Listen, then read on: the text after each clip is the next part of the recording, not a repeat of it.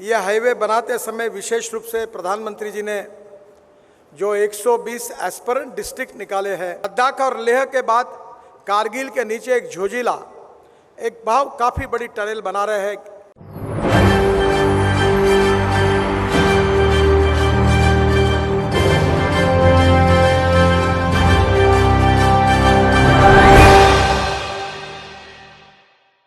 नमस्कार, SPN9 news देख रहे हैं आप। आपके साथ मैं हूं मानसी जायसवाल। केंद्रीय मंत्री नितिन गडकरी इन दिनों काफी ज्यादा चर्चा का विषय बने हुए हैं। दरअसल कारण ये है कि भरी मंच में, भरी सभा में जिस तरीके से नितिन गडकरी दावा करते हैं, तमाम जो है हाईवेज बनाने का दावा करते हैं, और जिस तरीके से वो दावा करते हुए नजर आते हैं, प्रधानमंत्री नरेंद्र मोदी केवल मंच पर बैठे हुए हैरान नजर आते हैं।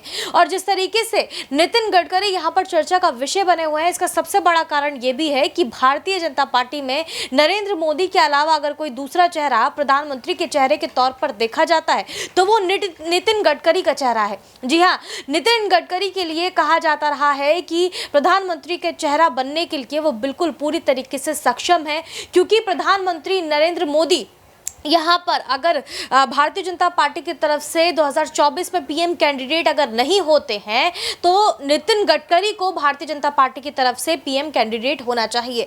नितिन गडकरी साफ सुथरी छवि वाले नेता माने जाते हैं, और नितिन गडकरी जिस तरीके से यहाँ पर जो है अपनी ही सरकार की आलोचना करते हुए कई बार नजर आते हैं, अपनी ही सरकार की कमियां जो होती हैं उसको साफ तौर पर खुले मंच से वो उजागर करते हुए नजर आते हैं। यही वजह है कि वो लगातार चर्चा का विषय बने रहते हैं। भरी मंच से जिस तरीके से उन्होंने जो है हाईवेज की बात की और नरेंद्र मोदी को लेकर के तमाम बातचीत उन्होंने कही, क्या कुछ जनता को संबोधित करते हुए उन्होंने कहा है, सुनिए। परम आदरणीय प्रधानमंत्री जी, परम आदरणीय राज्यपाल महोदय जी, कैबिनेट में मेरे सहयोगी किशन रेड्डी जी, आदरणीय बंडी संजय जी और उपस्थित सभी भाई और बहनों, आदरणीय प्रधानमंत्री जी के नेतृत्व में इस 9 साल की विशेषता रही है कि उन्होंने इंफ्रास्ट्रक्चर डेवलपमेंट के लिए हाईएस्ट प्रायोरिटी दी है। गति शक्ति योजना के द्वारा अलग अलग इंफ्रास्ट्रक्चर के प्रोजेक्ट्स में प्लानिंग से लेकर इम्प्लीमेंटेशन तक एक कोऑपरेशन, कोऑर्डिनेशन एंड कम्युनिकेशन भी प्रस्तापित हुआ है। यह हाईवे बनाते समय विशेष रूप से प्रधानमंत्री जी ने जो 120 एस्पिरेंट डिस्ट्रिक्ट निकाले हैं, जो 500 ब्लॉक्स जो सोशली, इकोनॉमिकली, एजुकेशनली बैकवर्ड है, उनके विकास में ये रोड कैसे उपयोगी होंगे इसका भी विचार किया गया है। मुझे बहुत खुशी है कि तेलंगाना में अभी तक 1,10,000 करोड़ के प्रोजेक्ट कुछ कंप्लीट हुए, कुछ ऑनगोइंग है, कुछ शुरू हुए हैं। पर विश्वास है मुझे कि 2024 समाप्त होने के पहले हम तेलंगाना में 2 लाख करोड़ रुपए का निवेश करेंगे और तेलंगाना का रोड इंफ्रास्ट्रक्चर बहुत ही अच्छे क्वालिटी का बनाएंगे। केवल नेशनल हाईवे का काम हो रहा है ऐसा नहीं है। तो नागपुर से विजयवाड़ा, जिसमें आज पैकेज का भूमि पूजन प्रधानमंत्री जी कर रहे हैं, ये 594 किलोमीटर है। इसकी कीमत 16,000 करोड़ है और तेलंगाना में इसकी लेंथ 401 किलोमीटर है। इस हाईवे से स्वाभाविक रूप से काफ़ी बड़े प्रमाण पर यहाँ विकास होगा। विशेष रूप से यह हाईवे महाराष्ट्र, तेलंगाना और आंध्र प्रदेश से गुजर रहा है और 288 किलोमीटर का जो कॉरिडोर है वो ब्राउन फील्ड है, यानी ग्रीन है। पहले यहाँ रोड नहीं है और इसके कारण हम लोग डिस्टेंस को भी कम करने जा रहे हैं।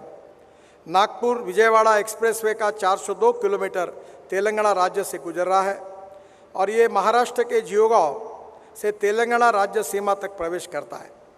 तेलंगाना राज्य में आसिफाबाद, मंचेरियल, पेदप्पल्ले, जयशंकर, भूपालपल्ली, हनुमाकोंडा, वारंगल, खम्मम इस जिले से गुजरता है और विजयवाड़ा के पास मिलता है। Singareni thermal plant, NTPC, Kaleshwaram lift सिंचाई परियोजना, खम्मम, वारंगल उद्योग, धार्मिक और पर्यटन स्थल, इसमें विशेष रूप से इसका उपयोग होने वाला है।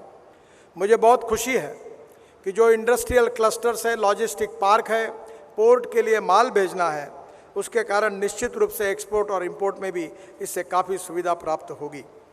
विशेष रूप से तेलंगाना में हम एक सूरत, नासिक, नगर, सोलापुर, कर्नाल और हैदराबाद चेन्नई तक एक नया रोड बना रहे हैं।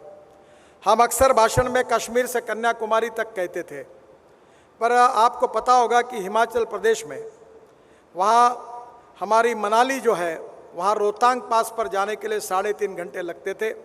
अब वहाँ अटल टनल बनी है जिसका उद्घाटन प्रधानमंत्री जी ने किया है, केवल 8 मिनट में सफ़र हो जाती है। और उस टनल से बाहर आने के बाद हम करीब 5 टनल बना रहे हैं और हिमालय के बीच में से नया रोड बना रहे हैं लद्दाख और लेह तक। लद्दाख और लेह के बाद कारगिल के नीचे एक झोजिला, एक काफ़ी बड़ी टनल बना रहे हैं, आशिया की सबसे बड़ी। और मुझे खुशी है कि इस टनल में एस्टीमेट कॉस्ट से 5,000 करोड़ कम हुए, उसकी बचत करने का काम हमारे विभाग ने किया है। उसके बाद झेड़मोर टनल है और वहाँ से श्रीनगर आने के बाद श्रीनगर और जम्मू के बीच में 18 टनल है, उसमें से 14 टनल पूरी हुई है। और उसी कटरा के पहले दिल्ली कटरा एक्सप्रेस हाईवे को लगकर हम दिल्ली आएंगे और दिल्ली से दिल्ली मुंबई हाईवे को लगकर हम सूरत तक आएंगे। और सूरत से एक नया रोड बना रहे हैं, सूरत से नासिक, नासिक से अहमदनगर, अहमदनगर से सोलापुर, सोलापुर से करनूल और करनूल से हैदराबाद, करनूल से विजयवाड़ा, करनूल से चेन्नई, करनूल से कन्याकुमारी, त्रिवेंद्रम और उसके साथ साथ कोचीन तक हम पूरे दक्षिण को जोड़ने वाले हैं। यानी एक प्रकार से मनाली से शुरू करके कश्मीर से लेकर कन्याकुमारी तक आदरणीय मोदी जी के नेतृत्व में हाईवे होगा, जिसके कारण दिल्ली से चेन्नई का डिस्टेंस 320 किलोमीटर कम होगा, लॉजिस्टिक कॉस्ट कम होगी, टूरिज़्म बढ़ेगा।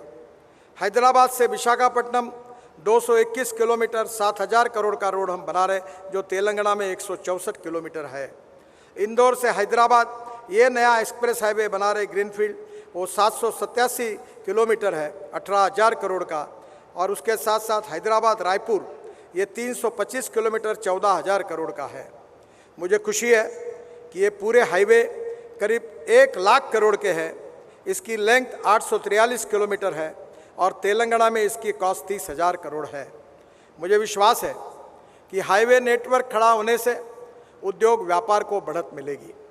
मैं अक्सर American president John F Kennedy ji के प्रसिद्ध वाक्य को दोहराते रहता हूँ। उन्होंने कहा था कि American roads are not good because America is rich, but America is rich because American roads are good. और मुझे खुशी है कि प्रधानमंत्री जी के नेतृत्व में जो रोड इंफ्रास्ट्रक्चर डेवलप होगा, वो यहाँ के माइनिंग इंडस्ट्री को, ट्रेड बिजनेस को, एक्सपोर्ट इंपोर्ट को और विशेष रूप से जो डेवलपमेंट की छोटी छोटी सेंटर्स है उनको जोड़कर हम निश्चित रूप से रोजगार का निर्माण करेंगे। इंडस्ट्री में कैपिटल इन्वेस्टमेंट आएगा, जवान लोगों को रोजगार मिलेगा और जो मोदी जी का सपना है कि आत्मनिर्भर भारत बनाना, $5 ट्रिलियन की इकोनॉमी बनाना, ये निश्चित रूप से ये सपना अमृत काल में पूरा होगा। मुझे बहुत खुशी है कि प्रधानमंत्री जी ने यही हमें बताया है कि सबका साथ, सबका विकास और सबका प्रयास। सबके प्रयासों से इस देश को निर्माण करना है। हमने सभी राज्यों के साथ न्याय करते हुए देश के इंफ्रास्ट्रक्चर को इंटरनेशनल स्टैंडर्ड का डेवलप करने की कोशिश की है और उसी से देश के विकास में 4 चांद तो लगेंगे ही, पर हमारा रोड इंफ्रास्ट्रक्चर धीरे धीरे वर्ल्ड स्टैंडर्ड का बनेगा। मुझे बहुत खुशी है कि प्रधानमंत्री जी आज इस कार्यक्रम के लिए आए हैं। मैं अपने विभाग की ओर से उनका अभिनंदन करते हुए उनको बहुत बहुत शुभकामनाएं देता हूं। ऐसे और 9 पैकेजेस हैं जो नागपुर से विजयवाड़ा तक जाने वाले हैं।